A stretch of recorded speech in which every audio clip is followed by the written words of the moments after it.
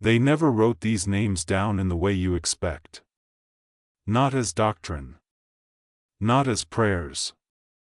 They were spoken quietly, passed mouth to ear, because the moment a name becomes an object, it becomes controllable.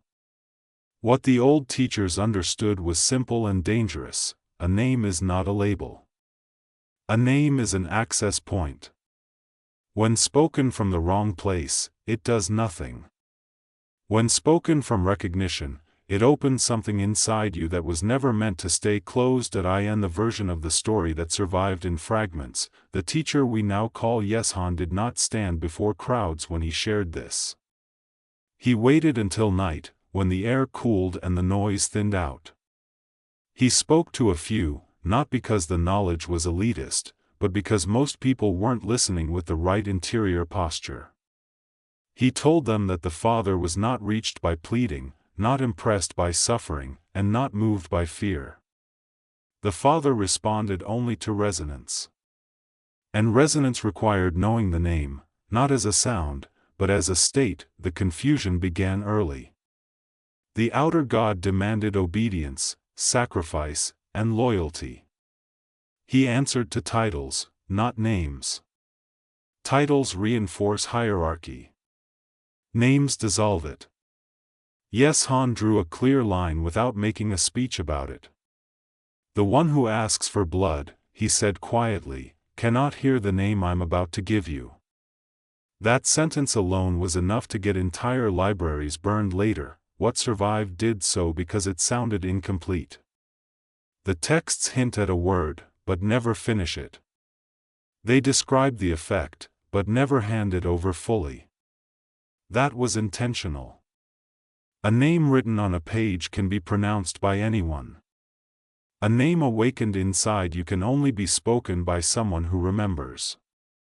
The desert scribes knew this.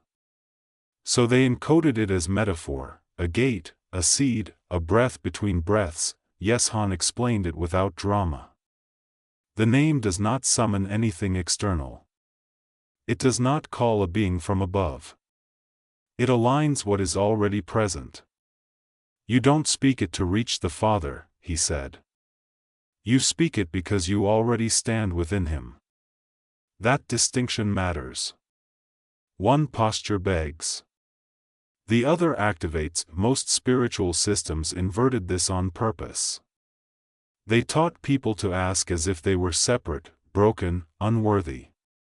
That posture creates dependency. Dependency feeds systems that need obedience. The name, spoken correctly, collapses that structure instantly. Not by rebellion, but by irrelevance. You stop feeding what feeds on you. The practice itself was almost disappointingly simple. No gestures. No temple. No posture that could be turned into a ritual for sale. He told them to wait until the mind slowed naturally. Not forced silence, just the moment before thought grabs the next thought. In that gap, he told them to let the name rise on the exhale. Not whispered. Not shouted. Recognized. One of them asked what would happen. Yeshon smiled, not because it was mysterious, but because it was predictable. First, he said, nothing dramatic. That's how you'll know you're doing it right. Sensation seekers always miss it. The name doesn't produce fireworks. It produces clarity. And clarity feels quiet at first. Then he warned them about resistance. Not external resistance, internal friction. The mind would try to turn the name into a mantra. The ego would try to claim progress. Fear would suggest stopping. Guilt would ask whether this was allowed. None of those were signs of failure. They were signs that something old was losing its grip. He described it like light entering a room you've lived in for years without noticing the dust. You don't create the dust by turning on the light. You simply see what was already there. That's why many stop. They mistake exposure for danger. But nothing harmful is being introduced. What dissolves was never stable to begin with. The reason the name was kept hidden was not because it was powerful in the dramatic sense. It was dangerous to systems built on mediation. Once someone realizes they can align directly, the middle layers collapse. Priests become unnecessary. Fear loses leverage. Guilt stops motivating behavior. That kind of freedom doesn't announce itself. It spreads quietly. Yes-Han ended that night with a strange instruction. Do not repeat this to persuade, he said. Only share it when someone recognizes it before you speak. In other words, the name cannot be taught. It can only be remembered. When spoken prematurely, it becomes noise. When spoken at the right moment, it feels like relief. Nothing supernatural followed immediately. No visions. No voices. Just a subtle reorientation, like standing up straight after years of leaning without realizing it. And that, he said, was enough to change everything, because from that alignment, the rest unfolds on its own. The second thing he clarified was harder to accept than the name itself. He said not everyone hears it the same way, and that this difference wasn't about morality, intelligence, or effort. It was about state. People were not divided into good and bad, saved and lost. They were divided by how deeply they were identified with the surface of themselves. He used 3 terms, but not as labels to rank people. More like descriptions of posture. The first lived entirely on the surface, reactive, anxious, endlessly seeking reassurance from the outer world. These people weren't foolish. They were simply fused to sensation and survival. Their nervous systems ran their lives. Religion, for them, became a coping mechanism: rules, rewards, punishments. Something to lean on. The second group lived in the mind. Thoughtful, ethical, philosophical. They questioned more, but still tried to understand everything through concepts. They debated truth, argued over doctrine, refined beliefs. They could talk about freedom endlessly while never touching it directly.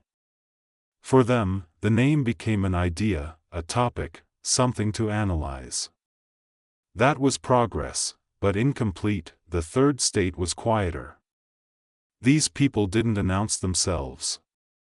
They often felt out of place, even in spiritual spaces. Not because they were special, but because something in them refused to fully settle into the structures offered. Yes-Han called them the breath-bearers, not to elevate them, but to describe their sensitivity. They sensed when something was off long before they could explain it. This sensitivity was not always pleasant. Many of them struggled more than others. Anxiety without obvious cause. A sense of homesickness with no memory attached. A resistance to authority that felt instinctive rather than ideological. Systems interpreted these traits as flaws. Yes-Han interpreted them as signs of partial remembering. He was careful here. He warned against turning this into identity. The moment someone says, "I am this type," they've missed the point. These were not fixed categories. They were temporary states. People moved between them across a lifetime, and even within a single day. The danger wasn't being in any one state. The danger was mistaking a state for who you are. Then he spoke about what interfered with remembering. Not sin, as it was later framed, but saturation. The mind constantly pulled outward. Noise, urgency, fear-based narratives. When attention is fragmented, recognition can't stabilize. That fragmentation wasn't accidental. Structures benefited from people being slightly overwhelmed all the time. Exhaustion keeps questions shallow. He didn't blame these structures in a conspiratorial way. He described them like weather patterns. When fear circulates long enough, it organizes itself. It creates habits, institutions, norms. These patterns then reinforce the very fear that gave rise to them. No villain required. Just unconscious momentum. What blocked the name most effectively was not disbelief, but substitution. Giving people endless practices, endless rules, endless intermediaries. Activity replaces alignment. Effort replaces recognition. People stay busy trying to earn what was never withheld. The system looks spiritual from the outside, but it keeps the deeper circuit dormant. When asked how to tell if someone was ready, Yeshon gave an unsettling answer. They will already be tired of trying, he said. Not depressed, disillusioned with effort itself. The ones who sense that striving is the wrong direction.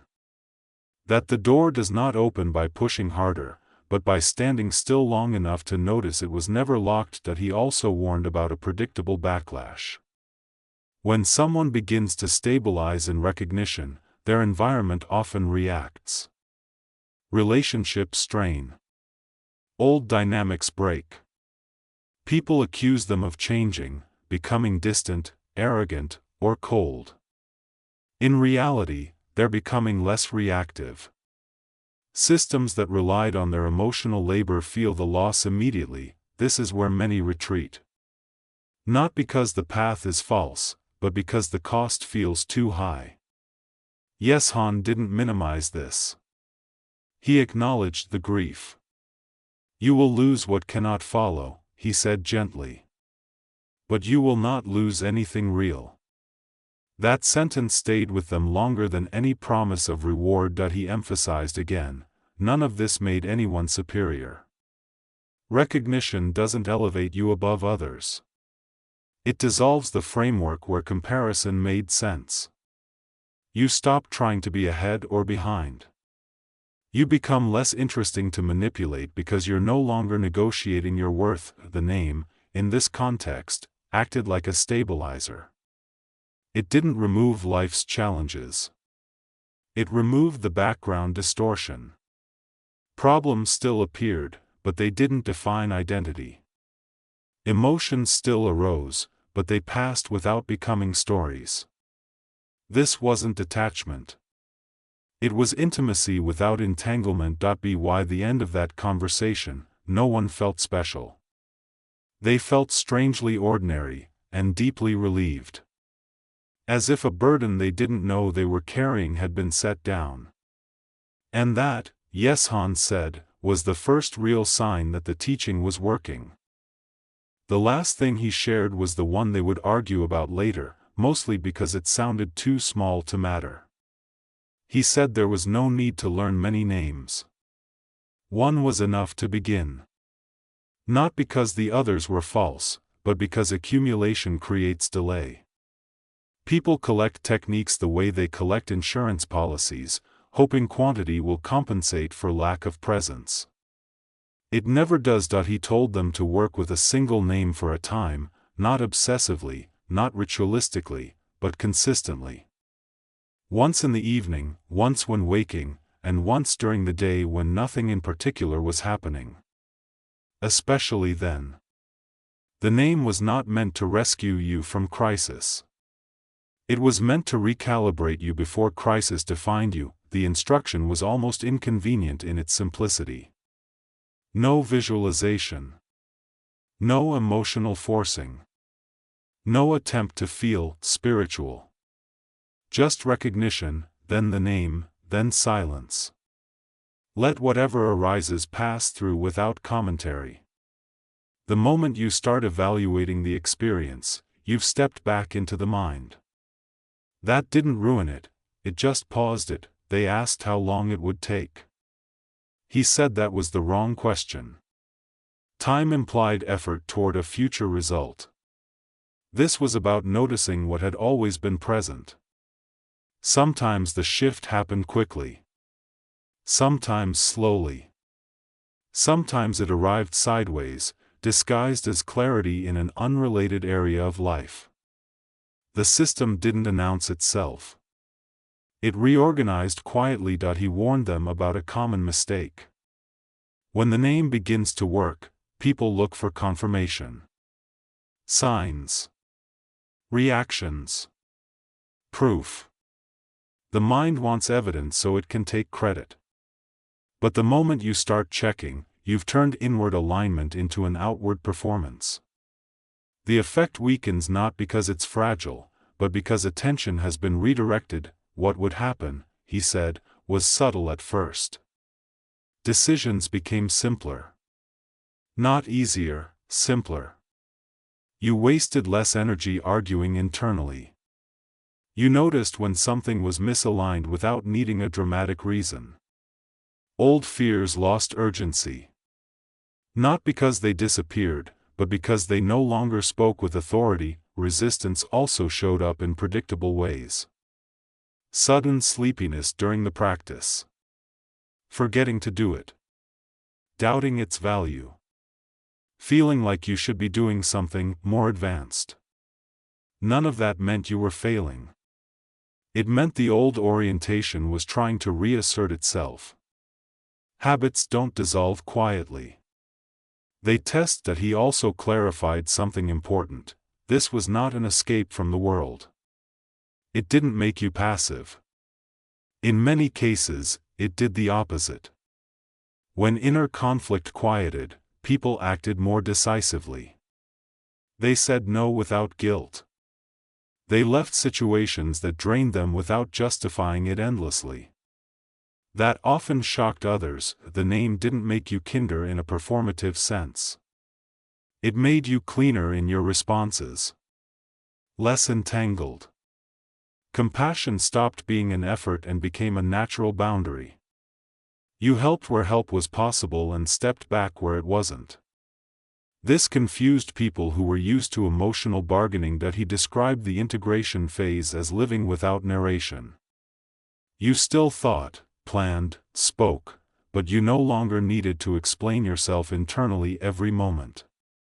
Life felt less like a story you were managing and more like a movement you were participating in. That shift alone freed enormous energy. Eventually, he said, the name would fall away on its own. Not because it failed, but because it had done its job. You don't cling to the door once you've walked through it. Some people panicked at this stage, thinking they were losing something. In reality, the alignment had stabilized.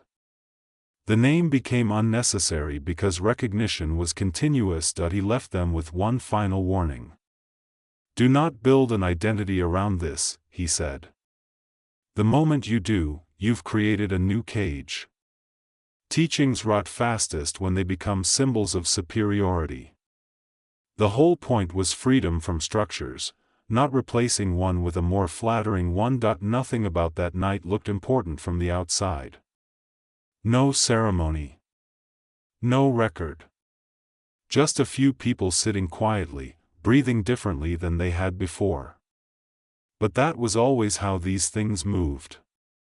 Not through spectacle, but through resonance, and that was the real reason the teaching survived at all. It didn't need protection. It didn't need enforcement. It lived wherever someone noticed, even briefly, that they were not as separate as they'd been taught to believe. If you've stayed with this all the way to the end, you already understand why this material never fits neatly into traditional categories. It doesn't ask you to believe anything new. It asks you to notice something old. Something quieter than belief. Something that doesn't demand loyalty, fear, or effort, only recognition. This kind of teaching doesn't spread through argument. It spreads when someone hears it at the exact moment they were already questioning the framework they'd been given. If that's happening for you now, let it happen slowly. There's no rush. No badge to earn. No finish line to cross. If this perspective resonates, support the channel by subscribing so these conversations can continue. Share the video with someone who's been asking deeper questions lately, not to convince them, but to offer a mirror. And if you found value here, a simple like helps this reach others who might be ready to hear it without searching. thank you for listening with patience.